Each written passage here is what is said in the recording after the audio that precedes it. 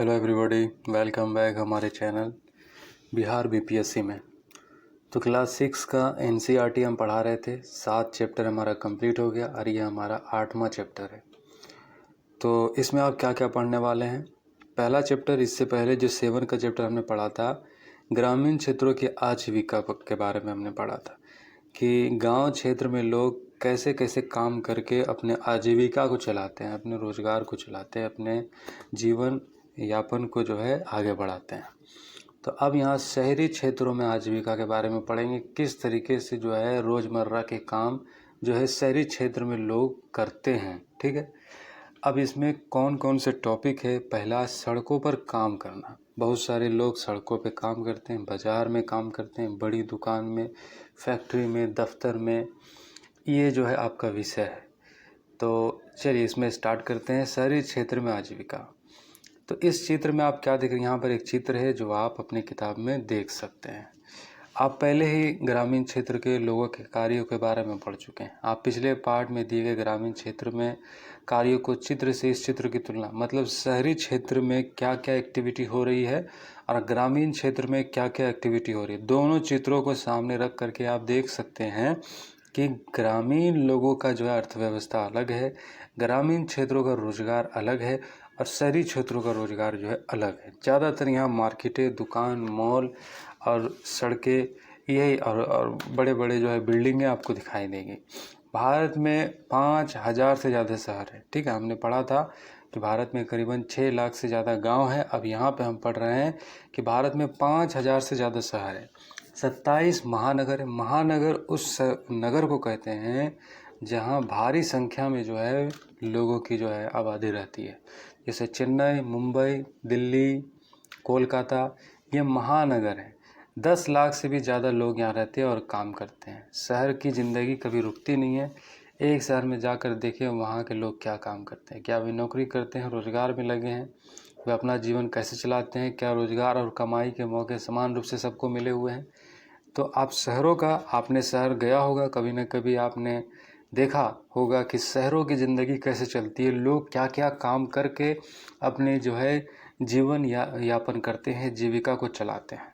ठीक है, तो बिल्कुल गांव के विपरीत है। गांव के बिल्कुल जो है कंडीशन यहाँ पे अलग होता है। सड़कों पर काम करना, यह वह शहर है जिसमें मेरी मौसेरी बहन रहे। एक स्टोरी यहाँ पे है। यह गिनी चुनी बार ही आई हुई है। ये बहुत बड़ा शहर है। एक बार जब मैं यहाँ आई तो मेरी मौसेरी बहन मुझे घुमाने के लिए ले गई थी। हम तड़के ही घर से निकल गए थी। जैसा कि हम मुख्य सड़क की तरफ मुड़े, हमने देखा काफ़ी चहल पहल थी। सब्जी बेचने वाला अपनी रेहड़ी पटरी पर गाजर, खीरे को सजाने में व्यस्त था। लोग देख सके उसके पास बेचने के लिए क्या क्या है। उसके बगल के फुटपाथ पर एक फूल वाली बैठी थी। वह सुंदर रंगीन तरह तरह के फूल बेच रही थी। हमने उनसे लाल, पीला गुलाब खरीदा।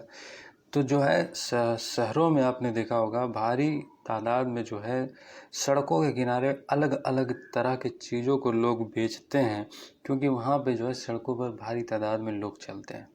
सड़कों की दूसरी तरफ पटरी पर एक व्यक्ति अखबार बेच रहा था। चारों ओर से लोग घिरा हुआ है। कोई अखबार को पढ़ना चाहता था तो वहाँ से बसें जोर जोर से हॉर्न बजाती गुजर रही थी। ऑटो रिक्शा स्कूल के बच्चों में ठसाठस भरा हुआ। पास के पेड़ के नीचे एक मोची छोटे से टिन के बक्से से अपना सामान निकाल रहा था।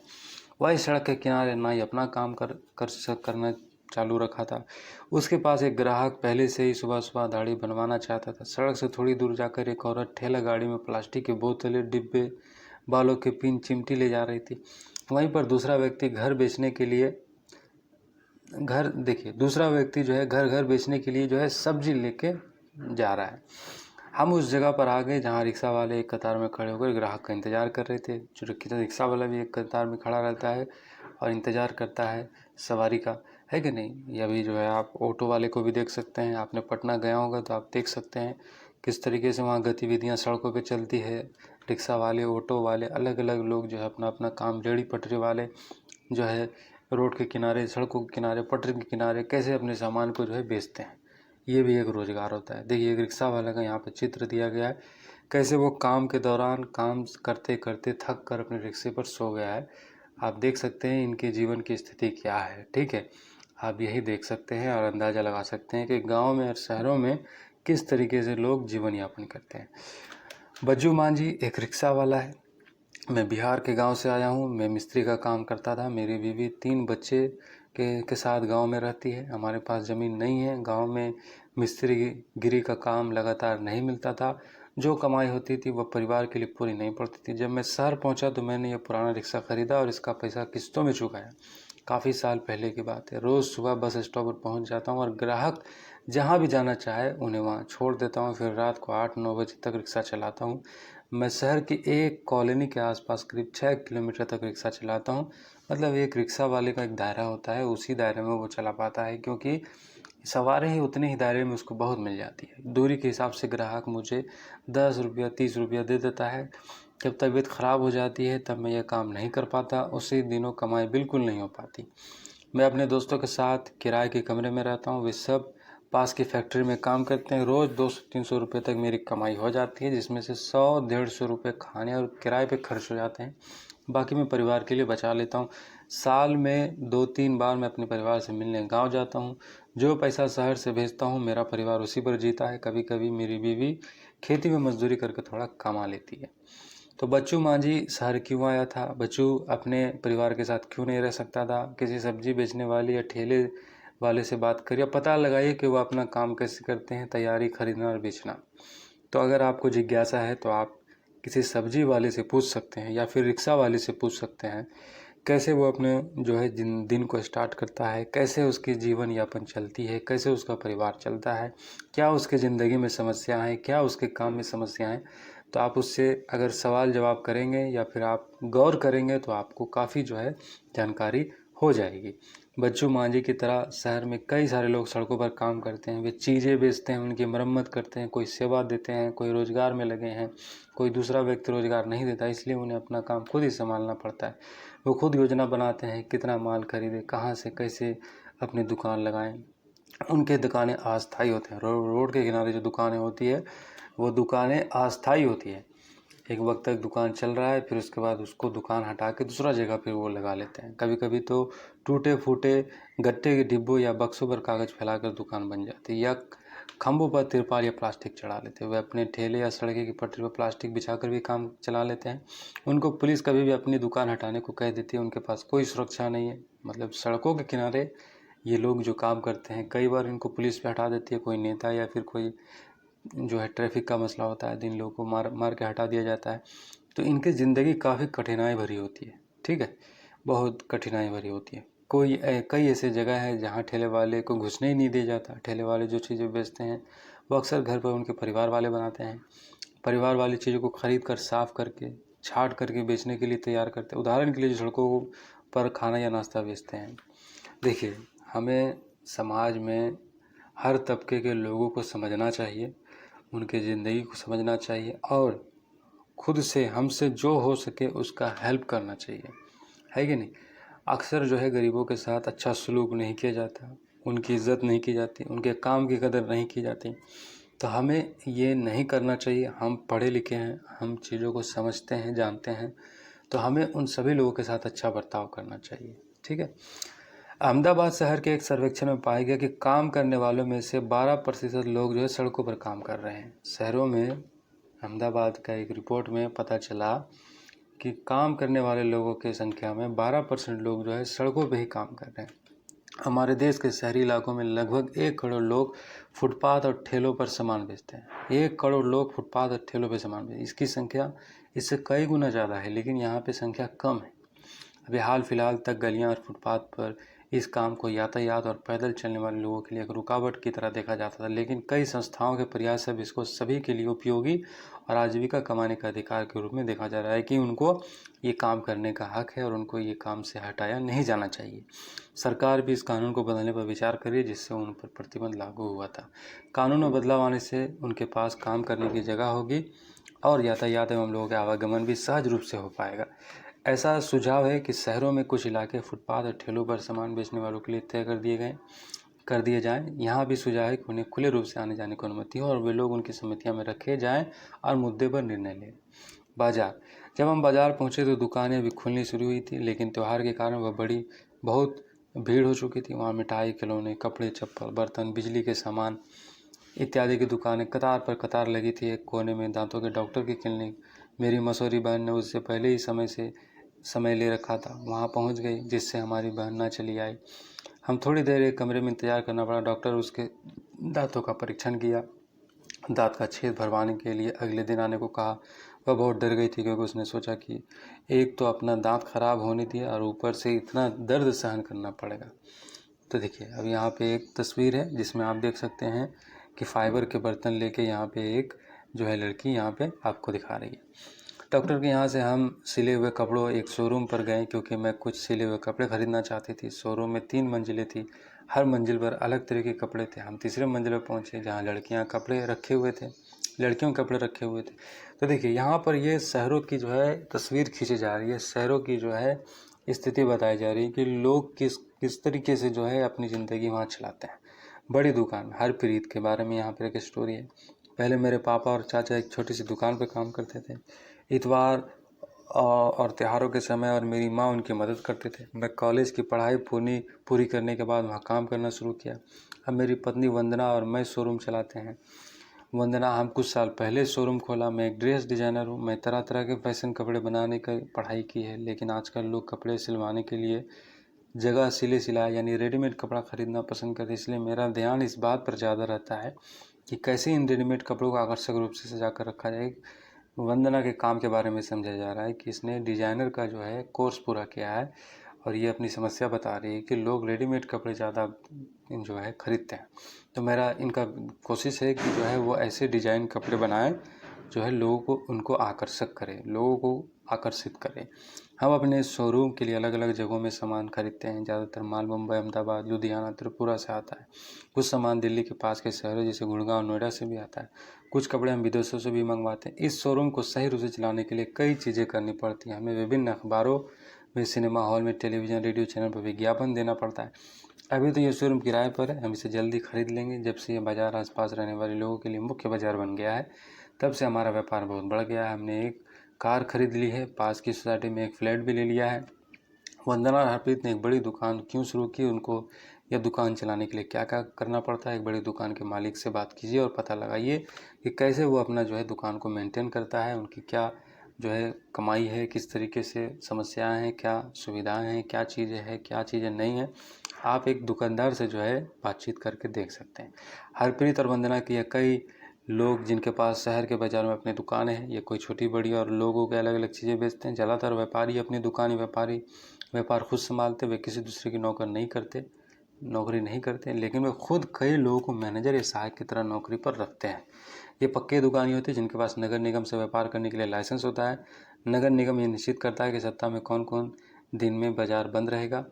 उदाहरण के लिए, बाज़ार में दुकानें बुधवार को बंद रहती है। इस बाज़ार में छोटे दफ्तर और अन्य दुकानें भी हैं जो बैंक, कुरियर आदि की सेवाएं देती हैं। तो ये तो हो गया दुकानों की बात। जो बड़ी दुकानें हैं वो अपने लिए जो है अपना काम खुद करते हैं, नौकरें कम रखते हैं, लेकिन उनके यहाँ मैनेजर होता है हिसाब किताब रखने के लिए। अब फैक्ट्री की स्थिति देखिए, मैं अपने कपड़े पर जरी का काम करवाना चाहती थी, जो मुझे एक ख़ास मौके पर पहनना था। मेरी बहन ने कहा कि वह निर्मला को जानती है, जो एक कपड़े सिलने की फैक्ट्री में काम करती है। निर्मला के पड़ोसी जरी और कढ़ाई का काम करते हैं। हम बस पकड़े और फैक्ट्री की तरफ चल पड़े। बस खचाखच भरी हुई थी। हर स्टॉप पर लोग चढ़ते ही जा रहे थे और कोई भी उतरने का नाम नहीं ले रहा था। अपनी जगह बनाने के लिए लोग एक दूसरे को धक्का दे रहे थे। मेरी बहन ने मुझे कोने पर खड़ा कर दिया ताकि भीड़ में हमारा भुरता ना बन जाए। मुझे हैरानी हो रही थी कि लोग रोज़ कैसे सफ़र करते हैं। मतलब देखते हैं ना, बहुत सारे लोग जो गांव से शहर जाते हैं, इतना भीड़ भाड़ शोर गुल से वो बेचैन हो जाते हैं, है कि नहीं। जैसे ही बस फैक्ट्री के पास पहुंचने लगी तो उतरने लगे। हम भी एक मोड़ पर उतर गए। जान में जान आई। मतलब जब इस तरीके से बहुत भीड़ भाड़ वाली जगह से आप बाहर निकलते हैं तो आपको थोड़ा सा राहत मिलता है, जैसे निर्मला को लग रहा था। मोड़ पर बड़े सारे लोग समूह पर बाड़ में बैठे हुए थे। कुछ टिक कर खड़े थे। उन्हें देखकर लग रहा था कि शायद किसी का इंतजार कर रहे थे। कुछ लोग स्कूटरों पर सवार उनसे बात कर रहे थे, रेट को लेकर मोल तोल कर रहे थे। मेरी बहन ने समझाया कि यह लेबर चौक कहलाता है। ये दिहाड़ी पर काम करने वाले मजदूर मिस्त्री यहाँ मिलते। कुछ जहाँ भवन बन रहे होते हैं वहाँ मजदूरी करते हैं। कुछ बोझा ढोते हैं, ट्रकों का सामान उतारते हैं। कुछ लोग टेलीफोन की लाइन और पानी की पाइप के लिए खुदाई का काम भी करते हैं। मतलब मजदूर लोग का वो एक चौक था जहाँ पे लोग, जिसको मजदूर चाहिए, जो मजदूर है, वो दोनों आपस में जो है जो है भाव तोल मोल कह लेके ये सारी चीज़ें बातचीत कर रहे थे। हम फैक्ट्री में घुसे तो हमने पाया कि वहाँ अलग अलग काम के लिए अलग अलग विभाग थे। उनमें से ऐसा लग रहा था कि लोगों की कभी ख़त्म होने वाली ना होने वाली पंक्तियाँ थी। मतलब बहुत भारी संख्या में लोग वहाँ पे जो है सिलाई के जरिए की काम कर रहे थे। जहाँ कपड़े सिले जा रहे थे उस विभाग में हमने देखा कि लोग छोटे से कमरे में मशीनों पर काम कर रहे हैं। एक एक व्यक्ति एक एक सिलाई मशीन पर लगा हुआ और हर कमरे में ऐसी बहुत सारी मशीनें हैं जो कपड़े तैयार हो रहे थे वह कमरे में एक तरफ करके लगाए जा रहे थे। हमने निर्मला को ऐसे ही एक जगह पर पाया। वह मेरी बहन से मिलकर बहुत खुश हुई और उसने वादा किया कि मेरे कपड़ों में जरी का काम करवा देगी। तो इस तरीके से उन्होंने जब वहाँ पे गया तो जिसको वो खोज रही थी उसको जब उन्होंने पाया वो बहुत खुश हुई और फिर उसने कहा कि हम आपके कपड़े में जरी का काम करवा देंगे। निर्मला कपड़े निर्यात करने वाली एक कंपनी में दर्जी का काम करती है। जिस फैक्ट्री में वह काम करती है वह अमेरिका, इंग्लैंड, जर्मनी, नीदरलैंड जैसे देशों के लिए गर्मी के कपड़े सिले जाते हैं। बड़ी फैक्ट्री है जो विदेशों के लिए जो ये कहाँ यहाँ पे कपड़ा सिला जाता है। दिसंबर से अप्रैल तक निर्मला काम का बोझ बहुत ज़्यादा रहता है। अक्सर 9 बजे सुबह काम शुरू करती है, 10 बजे तक जो है काम निपट पाता है। रात तक कई बार देर हो जाता है। वह हफ्ते में 6 दिन काम करती है। जब काम जल्दी होता है तो उन्हें इतवार को भी काम करना जाना पड़ता है। निर्मला को रोज़ 8 घंटे काम करने 280 रुपया मिलते हैं। अतिरिक्त 100 रुपया देर तक काम करने का मिल जाता है जिसको कहते हैं ओवर टाइम। जून तक काम खत्म हो जाता है। फैक्ट्री वाले इन दर्जियों की संख्या घटा देते हैं। निर्मला को भी निकाल दिया जाएगा। हर साल करीब 3 से 4 महीने के लिए उसके पास काम नहीं रहता। तो ये है एक फैक्ट्री में काम करने वाले निर्मला की कंडीशन, ठीक है, जो एक दर्जी है और एक फैक्ट्री में काम करती है जहाँ गर्मियों के कपड़े सिले जाते हैं। निर्मला की तरह ज़्यादातर कारीगर अनियमित रूप से काम में लगे हुए हैं। मतलब उनको काम हो जाएगा तो उनको निकाल दिया जाएगा। मतलब उनको काम पर तभी आना है जब मालिक को ज़रूरत होती है। उनको रोज़गार तभी मिलता है जब मालिक को बहुत सारा काम मिल जाता है या फिर ख़ास मौसमों में काम मिलता है। साल के बचे हुए समय में उन्हें दूसरा काम ढूंढना पड़ता है। निर्मला की तरह नौकरियां अस्थायी नहीं होती। अगर कारीगर अपनी तनख्वाह या परिस्थितियों के बारे में शिकायत करते हैं तो उन्हें काम से निकाल दिया जाएगा। नौकरी की कोई सुरक्षा नहीं है। कोई बुरा व्यवहार करे तो उनका बचाव के लिए कुछ नहीं होता।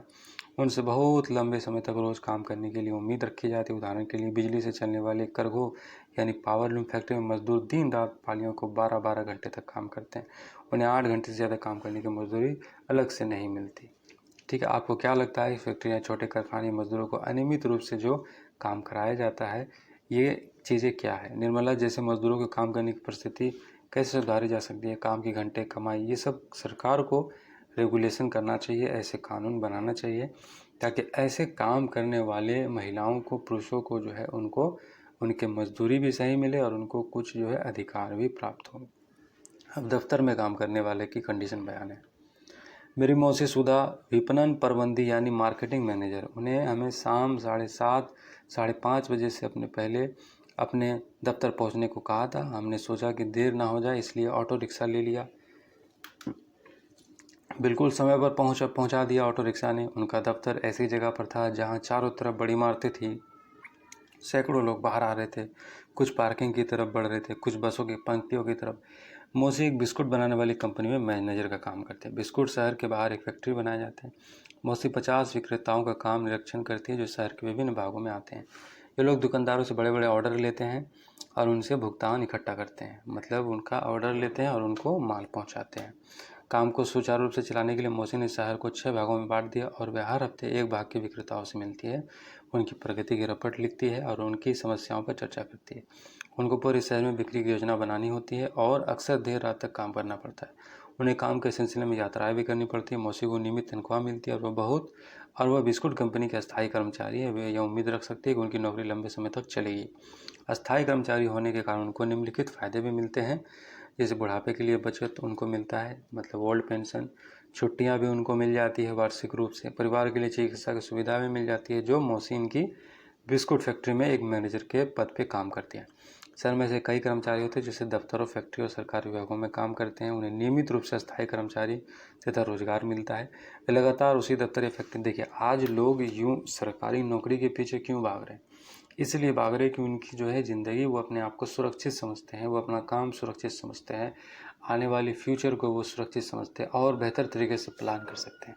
अगर ये स्थिति रही, जैसे अभी हम काम कर रहे हैं, कल हमें निकाल दिया जाएगा, कल काम कर रहे हैं, परसों निकाल दिया जाएगा, ये स्थिति मजदूरों की होती है और उन कंपनियों में काम करने वाले लोगों की होती है। जब तक कंपनी की उनकी ज़रूरत है तब तक वो काम में है, जिस दिन ज़रूरत पूरा हो जाएगा उनको निकाल दिया जाएगा। लेकिन जो लोग इस तरीके से काम करते हैं बड़े पद पर सरकारी दफ्तर में, तो उन्हें काम की गारंटी होती है और फ्यूचर का भी उनको जो है कुछ सुरक्षा होता है। आखिर दिन ख़त्म हुआ और हम मौसी के घर में थके मांदी बैठ गए। लेकिन आज बहुत मज़ा आया। मैंने सोचा कितना अच्छा है कि शहर में इतने सारे लोग इतनी तरह के काम करते हैं। वे कभी एक दूसरे से मिलते भी नहीं हैं, मगर उनका काम उन्हें बांधता है और एक दूसरे जोड़ता है। देखे हैं कि इतनी भीड़ भाड़ है, लेकिन फिर भी लोग एक दूसरे से बहुत कम मिलते जुलते हैं, बहुत कम बातचीत करते हैं। सबको अपने काम से